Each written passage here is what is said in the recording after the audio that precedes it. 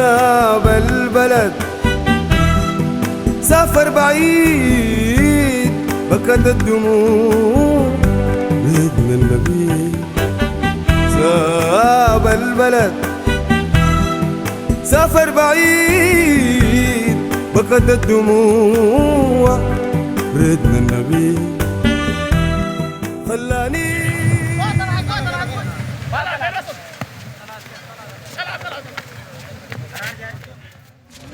بسم الله الرحمن الرحيم. أولا دخلت 2020 في أوروبا، دخلت ببوابة ليبيا، وشهر واحد دخلت دولة مالطا، كان وضعونا في سجن قرابة 6 شهور، يعني 3 شهور لا في مكالمات لا تلفون لا تلفزيون لا أي وسيلة، كنا محجوزين. الكلام ده بعد احتجاجات حتى دخل لنا تلفون. يعني الواحد من البحر، يعني لو كان في حقوق بتاعت إنسان زي ما نحن حاطينه في راسنا إنه أوروبا حقوق إنسان تتمتع يعني مثلا بكامل حريتك، نحن طلعنا من بلادنا عشان حريتنا. لما جينا دخلنا 3 شهور حتى بعد ضربونا، حتى جابوا لنا التلفونات لأهلنا يعني ما معروفين حيين ميتين، حتى الإنسان لو كان مقطوع الأهل لازم يطمنوا يعني مثلا. ودي أول حاجة. وبعد الكلام ده أخذنا تقريبا 6 شهور في المعسكر المقفول، هم بيقولوا معسكر لكن أشبه بالسجن يعني. وبعد الكلام ده 6 شهور قعدنا في المعسكر المفتوح، وتم طردنا بعد الكلام ده إنك تدبر نفسك لا مصاريف لا كده ولا كده برا، يعني بتجي خاشي عندك دوكمنت عبارة عن ورقة فيها صورة، أطلع برا امشي وين يقول لك لا دي حاجه خلاص ما يهمنا. وبعد ما انطردت وحاولت، عندنا اخوان وعندنا بتاع، ساهمنا بجاي الواحد هرب من مالطا وجا هنا. قلنا خلاص الواحد يجي ايطاليا ممكن ياخذ له ورق يستقر، ولا فرنسا. جينا لقينا اشباه مننا يعني مثل بنفس الحاله الموجوده في كالي.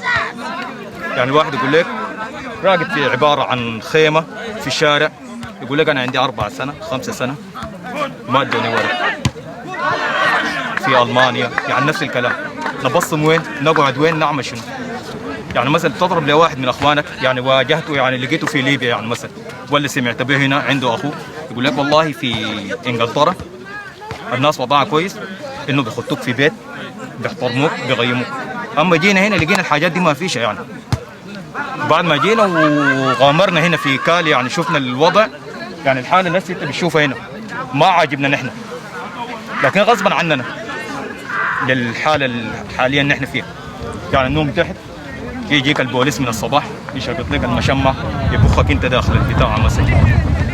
يعني دي كلها معانينا باسباب. ليه؟ يعني نحن الانجليز مش يعني لو كان لقينا هنا مثلا مساله بتاعت اهتمام كنا بصمنا على الاقل، لكن ما في الكلام ده يعني اوروبا كلها بقت كلام عباره عن عيله ونحن ما لقيناه. والله الخطه انا شايف يعني انه احاول لانجلترا، والسبل اللي بنحاولها يعني طريقه خطره، لكن افضل يعني من اقعد لي 5 سنة 6 سنة انا مرفوض، يعني ما عارف نفسي شنو. ولو بصمت مثلا لو بصمت هيقول لك لا هتقعد 2 3 وبعد ما تاخذ الورق. انا ممكن ما اخذ الورق، اتعلم كيف بهيمه ماشي في وسط الامه. لو عايز اتناول حاجه كوبايه مويه اقول له شنو يعني مثلا لو مشيت الماركت. يعني دي حاجات انا بعانيها، عشان كده انا الافضل يعني مثلا. وقريب يعني انا سوداني، يعني عندي جزء من اغلبيه السودانيين يعني مثلا بيجيدوا اللغه الانجليزيه قليل يعني مثلا، بيحاولوا انه شنو الحاجه ده ممكن في انجلترا حتى لو في حاجه يواجهوها يعني بشويه اللغه بيساعدوا. وده الافضل الخطه انا شايفها، واغلبيه السودانيين بنفس الخطه الماشيين. يعني في ناس ممكن بيشوف الوجوه البتاع، في ناس جايه من المانيا عندها 5 سنة مواجهه رفض، وفي فرنسا رفض. ده الموضوع. جيت دخلت اوروبا كويس 2021 شهر 2 يوم 7 انقذتني عشان فايكن. جيت في ايطاليا قال لي انك الكورونا ودوني خدتوني في سيسيليا في اخر بيت كويس. من هناك قال لي انت عندي رجعت، قال لي نفس طريقه الافتراض من ايطاليا برضه دي شانسيات دي جايه في قطار ما قطار جيتوا 6 عدل نوصل فرنسا برا عام الشهر في الشارع. جيت في فرنسا مسكوني في اول بوابه، جيت مسكوني في البوابه قال لي اسمك، عدد اسمي، عمرك، عدد عمري. ده قال لي ده اندرج ما في طريقه يرجع. قال لي لا رجوني. مره ثانيه جيت حاولت في ناس يتوفقت، خدتوني في السجن، خدتوني 24 ساعه. جيت حاولت ثاني يتوفقت، جيت دخلت. جيت نحاول ندق شانسيات، بيودق شانسيات بجاي بمشي الباركين بوليس بطردني بجاي بدقني بجاي ورش فوقي بخاخ. انا في ناس جاي ندق شانس لقيتني قلت له امشي بمشي. ما بقيت استخدامات الام في بتاع وهاي بشكل ما يتوخط اوروبا نجي نلقاه زي ده في باركين زي بيقولوا باركين الشيطان. انا في كالي هنا زادوا. انا ما مفتكر نجي اوروبا فينا زي بلقاه في القصه قدامي زي جينا فينا داير امن داير اي حاجه. وانا الوحيد فينا هي جيت فرنسا اللي شفت استخدامها فينا زي ما عجبتني. ليه يا معلم الناس تقول لنا انتوا داير عند درجات بصوا من نقول لهم ما داير نبصوا. يعني فينا عرفنا واحد داير نمشي نخش انجليز. انا في اوروبا ما مقتنع في اي دوله ثانيه بس فاهم كله ماشي انجليز. ده واحد. اثنين اليوم مسكوني في تشانس جوا في القطر نزلوا في بوابه الانجليزيه زادوا. ادوني في ناس شوكولاته وبرتقال حاجات الانجليز قال لي اني بيجي بس انا جاني فرنسي ده بيتكلم فرنسي قال له بغيو فرنسي قلت له يا مصير نو بغيو فرنسي قال له يو سبيك انجليز قلت له لتر بس ساق اخر حاجه قام يتكلم معي هذا قام في ناس استفزني وحاجه بالشكل ده قام فاضل اداني مخر بتاعه اسمك منو وفي ناس في بوابه الانجليزيه ده مسجلوني واي حاجه سالوني اسمي مديم اسمي واي حاجه عمرك قلت لهم في زي 15 سنه جيت وقام ساقوني ودوني السجن الفرنسي اخيرا جابوا عربيتهم ساقوني ودوني السجن ده من ضمن الناس انزل دخلت السجن قال لي الليله يوم فينجر قلت له ديس فينجر قال لي تبصم قلت له انا ما اقدر ابصم انا ما جيت هنا فرنسا قلت له فرنسا مين جيت وشفت وضيكم وشفت تعاملكم ما اقدر ابصم على فرنسا انا جاي ماشي انجليزي كم دايرين بس حاجه وقت يساعدوني في حاجه وقت كان انسان اي حاجه ادونا فرصه انه نخش الانجليزي جاي بضحك اخر حاجه اذا قمت اخر حاجه بيني ما قال لي تبصم قلت له ما ببصم ده كان غصب عني ما طاردني بحاجه بالضروره انا بعملها انا ما داير قام فينا زي خشت ياسين قام دقاني شلوت في ظهري بغور هنا باقي عساكر رزاق قاعدين انا قمت فينا نقدر نتناقش معك قلت انت فينا لابس الرسمي انا ما بقدر بضربه كويس انا في اوروبا ما بقدر بستخدم معك الام في ده انا وطنك انت كان انا اعتبار زول لاجئ فينا زي مكتوب الايادي ما اقدر اسوي اي حاجه جيت لناس المنظمه قلت له انا حصل له 1 2 3 4 قال لي اشتكي للشرطه انا الشرطه عمل فوقك نشتكي لهم ثاني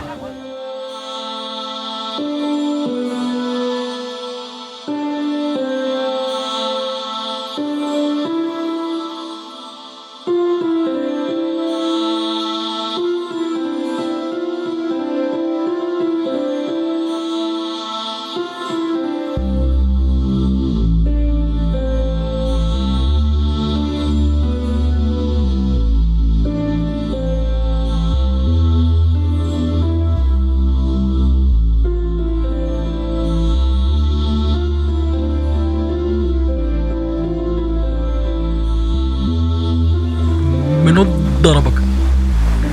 ده الشرطة لأنه في أوروبا ما في مواطن بيلف بسلاح. ضربك بياتو حتة في جنب الشمال. كنت في بياتو حتة انت؟ كنت في مكان شانصاد بحاول امشي على الانجليز فهو ضربني من ورا في جنب الشمال.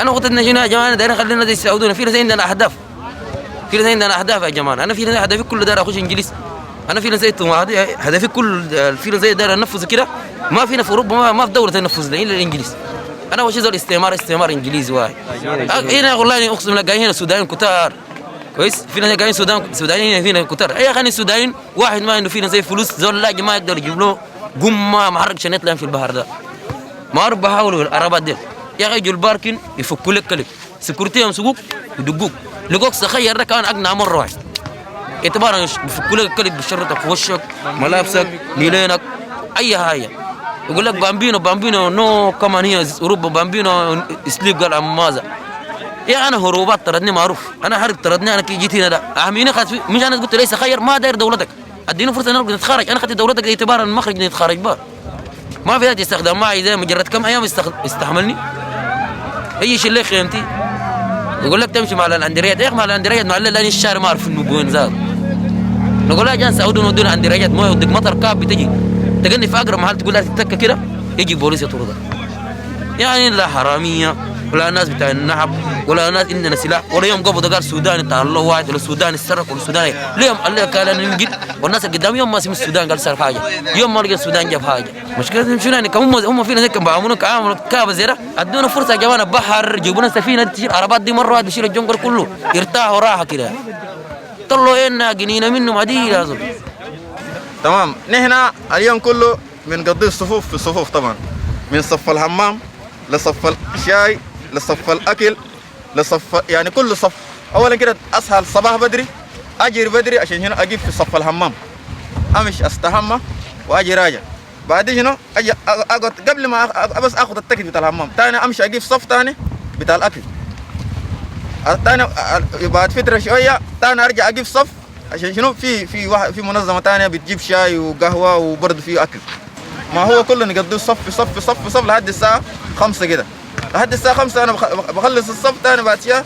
يعني انا خلصت لحد الساعه 3 صف، لحد الساعه 3 موجود صف. اسي بعد شويه يجي الساعه 3 تلقى الناس اسي الان قبل شويه كانوا في صف.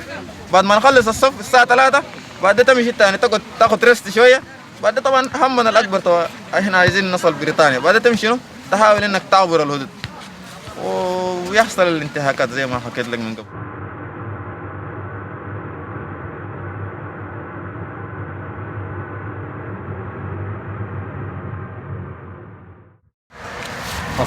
هذا التيكت يعني نمشي نغير الجزمة ونشيل الجزمة جديدة أصلا. والجزمة ده ذات يعني الشرط يعني أصلا وما في جزم أصلا. كمشي ذات نفس زي ده بدوك لكنه بس ملصق هنا عرفتها. ما في جزمة كويسة ذات. ما بدوك جديد. هسا أنا ده ما عندي جزمة كده بس قاعد.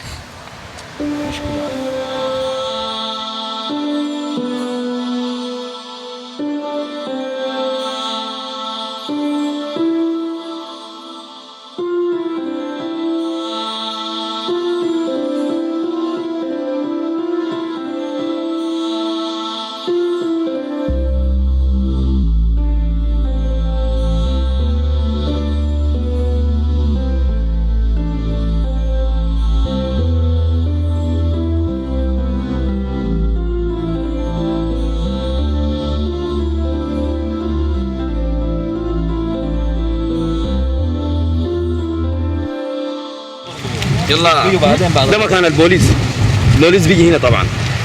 دي حتته هنا البوليس، حتته هنا ده محل البوليس طبعا. ده كله شفته محل البوليس. عندك زي 9 عربات بيجيبن هنا، 9 عربات بيجيبن هنا. يلا شنو؟ ثاني بخشوا هنا، بخشوا طوالي كلهم بينزلوا كلهم. 9 عربات بتنزل كلها تجي خاشة هنا، تجي خاشة مكاننا هنا، مكان نحن بننوم، مكان نحن بننوم بيجوا خاشين البوليس. هاي 9 عربات بتكون خاشة هنا.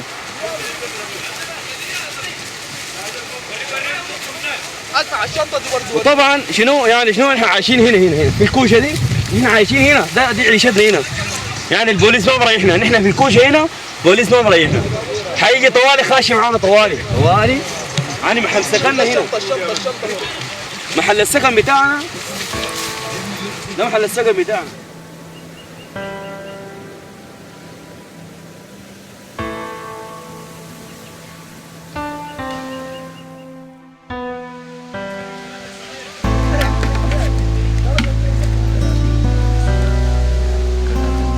شايف الكوبايه بتاعت هناك بابا. هاي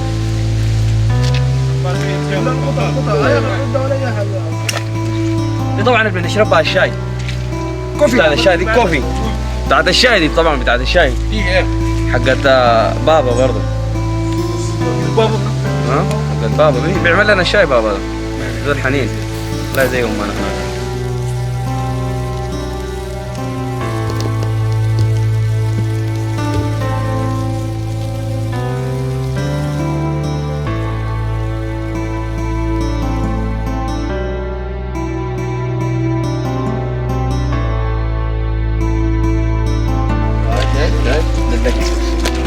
ده من المطر، من المطر عادي. شايف؟ حلو حلو. نعمة خضرا عادي جاب ريحة عادي.